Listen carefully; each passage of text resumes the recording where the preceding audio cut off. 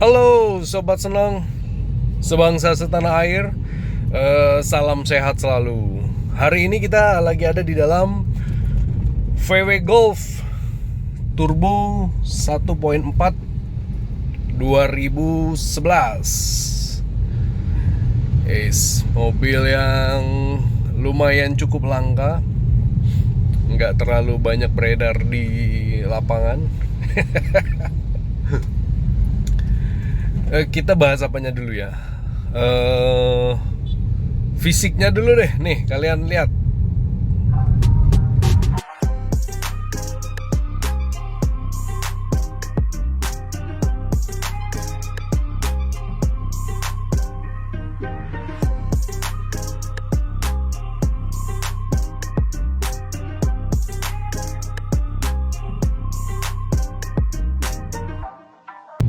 Oke, itu sekilas soal fisiknya. Nah, sekarang kita masuk ke interior. Interiornya buat temen-temen yang nggak biasa pegang Eropa pasti agak-agak kagok nih begitu masuk ke dalam, karena ternyata penampilan luarnya yang sederhana itu, yang cenderung kayak mobil anak baik-baik itu, di dalamnya cukup liar, masih cukup liar. Kesan liarnya langsung dapat dari sudut nih. Pedal shiftnya dibikin yang udah karbon lagi nih. Ini yang versi GTI. Oke.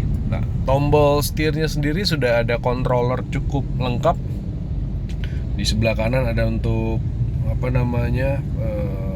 pengaturan menu MID di sini. Nah, sebelah kiri cenderung untuk audio. Oke. Lumayan lengkap nih. Sektor pengaturan lampu-lampu ada di sebelah kanan sini. Mirip-mirip Mercy. Jadi kalau di sini dia lampunya nyala, di sini auto. Kalian masuk lorong dia nyala sendiri. Begitu terang dia mati sendiri. Fog lampnya tekan sampai mentok, tarik, tarik sekali cuma fog lamp depan, tarik dua kali fog lamp depan dan fog lamp belakang nyala. Oke. Ini untuk pengaturan terang sama level terang dalam kabin, lampu-lampu dalam kabin, speedometer, lain-lain sebagainya di sini. Kalau ini untuk leveling lampu depan, keren kan? Sudah ada leveling lampu depan. Masuk ke tombol-tombol kanan. Nah, ini untuk auto retract, sobat. Untuk auto retract, dia tidak otomatis, tapi harus diginiin dari sini, baru dia tek, dia lipat. Turun lagi tek, dia kebuka.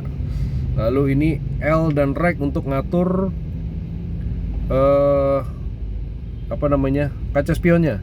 Misalnya nih, ini lagi di R ya, kita ke kiri, ini pakai joystick kanan kiri gitu. Nah, ngatur dia. Dia sudah all auto. Empat-empatnya all auto, keren. Di sini untuk central locknya. Oke. AC-nya seperti biasa ada 4, nggak ada yang istimewa kalau soal AC. Kita masuk ke tabnya. Tabnya ini sudah double din dan sudah touchscreen. Harusnya untuk tipe ini belum double din dan belum touchscreen ya sobat. Cuma kebetulan Om beruntung, rezeki anak soleh, begitu Om dapat dia sudah pakai yang upgradean begini. Ini setahu Om punya MK6 yang GTI. GTI juga nggak semuanya punya tab seperti ini loh. Ini original VW ya, bukan aftermarket. Di bawah itu sektor untuk AC. AC-nya masih pakai knob puter-puter dan dia belum dual zone. Tapi no worry about that, karena mobil ini dimensinya tidak besar, dimensinya kecil. Jadi cukup dengan pengaturan sederhana seperti ini kalian tetap bisa merasakan AC yang mantap, kenyamanan AC yang mantap. Dashboardnya mewah, semuanya sudah soft touch. Nah, kebetulan Om di sini juga udah dapat bonus anak soleh satu lagi, udah dipasangin apa itu namanya ya, throttle controller. Asik. Jadi ada 3 mode. Ada normal, eco drive, sama sport. Sportnya sendiri ada 7 level kemarin Om tes, mantep lah.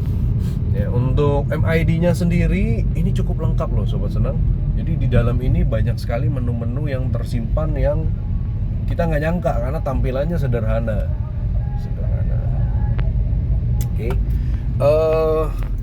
Dia sudah dual clutch. Untuk VW Golf ini tipe giginya sudah dual clutch. Banyak orang yang mengeluhkan atau jadi galau ketika dia suka secara fisik dan secara karakter mobil VW Golf, tapi dia takut beli karena isu yang berkembang mekatroniknya bermasalah.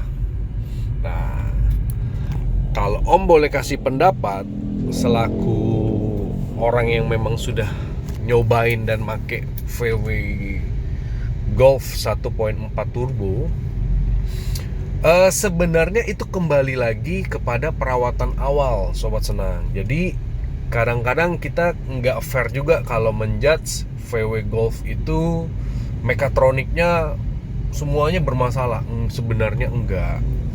Itu ada sebab akibat. Satu misalnya, mekatronik untuk VW Golf ini kan giginya sudah 7 percepatan tuh.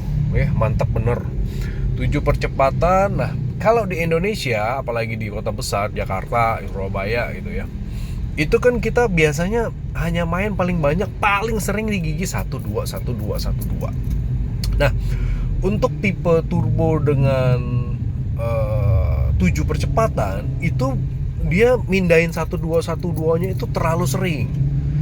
Nah, itulah yang membuat dia punya mekatronik itu cenderung lebih cepat aus, Sobat Senang.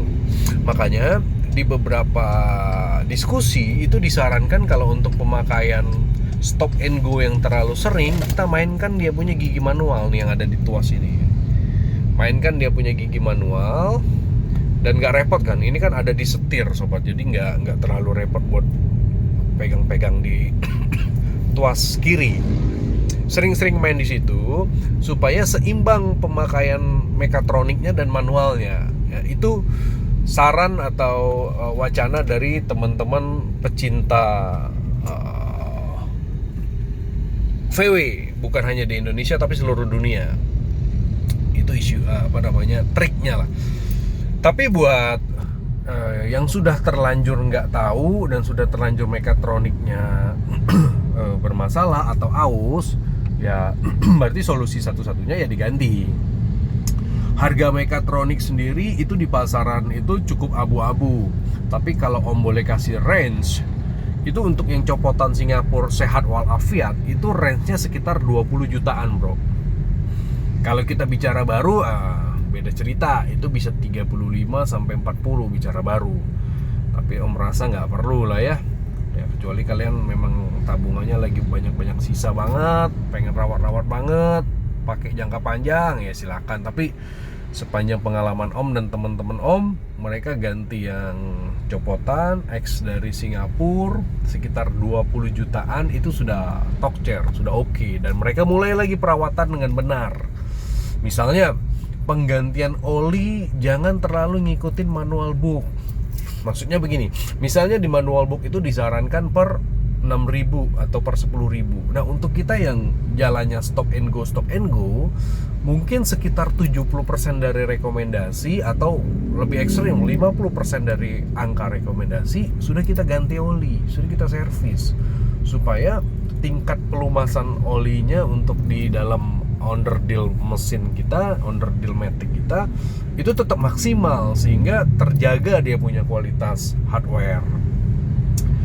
Gitu sih, ini berbagi ya. Monggo teman-teman yang lebih expert dan lebih paham soal VW, terutama kita lagi nih VW Golf, Om minta bantuannya, kasih pengalaman, berbagi pengalaman, masukan gitu ya, supaya sobat-sobat senang lain yang kebetulan ngidam banget sama mobil ini, karena memang mobilnya keren punya, itu bisa dapat referensi yang tepat, jadi nggak ngawur gitu.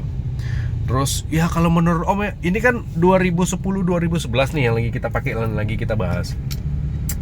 Itu range harga pasarannya kalau kita lagi bicara barang sehat, bagus, pajak hidup, itu cuma sekitar 120 sampai 135 range-nya ya, segituan. Bicara 2010-2011. Jadi sangat value for money untuk keluar duit 120-130 juta, tapi yang lo dapat kualitas kayak begini, bro. Aduh, Om susah bandinginnya. Mau bandingin sama apa? Sama city car Jepangan. Aduh, kalau Om sebut merek nanti pada dihujat nih kita, ya kan? Gak seimbang dengan harga yang 120. Kalian mau cari pembandingnya apa coba? Ini rasa sportnya kental banget, setirnya itu bener-bener racing banget terasa.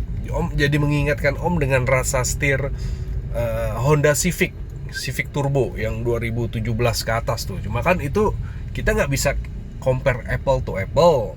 Kenapa? Karena Civic itu kan harganya 300-an, ini 100-an. Tapi kalian dapat experience yang kurang lebih feel-nya sama kalau Om boleh ngomong. Belum pedal shift-nya, belum teknologi lainnya kayak lampu sudah auto, terus power window sudah all auto, spion sudah retract, lampu juga sudah ada leveling, ya kan? Tombol kontrol di setir juga sudah komplit. Kualitas audio, kualitas interior sudah luar biasa. Apalagi? Nah, ya kayak buat teman-teman yang pengen dapetin barang bagus, harga murah, dan kesan eksklusif serta kesan gaulnya itu tetap dapat, ini mobil Om rekomen. Yang penting waktu hunting kalian hati-hati, jangan kesusu, jangan keburu nafsu ya. Terutama yang tadi soal mekatroniknya, diajak ngobrol penjualnya, jangan dijudge, nanti dia sebel. Diajak ngobrol, oh apakah selama Om pakai ini mekatroniknya udah pernah diganti atau belum? Kalau sudah, syukur-syukur ada notanya. Ini waktu Om beli ini ada notanya. Ada notanya. Om ini kan beli tahun 2021 akhir. Nah itu nota servisnya itu 2019. Jadi baru 2 tahun ganti mekatronik, 23 juta sama pasang. Nah, itu kan Om jadi tenang banget.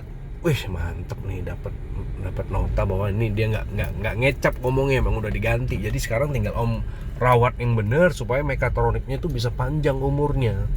Dulu kan mungkin 2010 awal 2011 itu orang pada nggak tahu cara ngerawatnya bro. Informasi nggak kayak sekarang mengalir deras.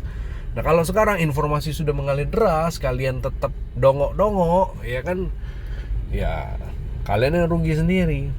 Ya kan, harusnya bisa dapetin mobil mewah, rasa sedap dengan budget murah. Ini karena takut kanan takut kiri, parno kanan parno kiri, kurang informasi, jadilah kalian dapat cuma mobil kaleng-kaleng kan begitu. Oke, Om rasa begitu aja review singkat dari Om. Happy hunting buat yang pengen nyobain mobil ini, jangan takut-takut, hidup sekali. Jaga kesehatan selalu, salam hormat buat keluarga, dan Om ciao dulu brother.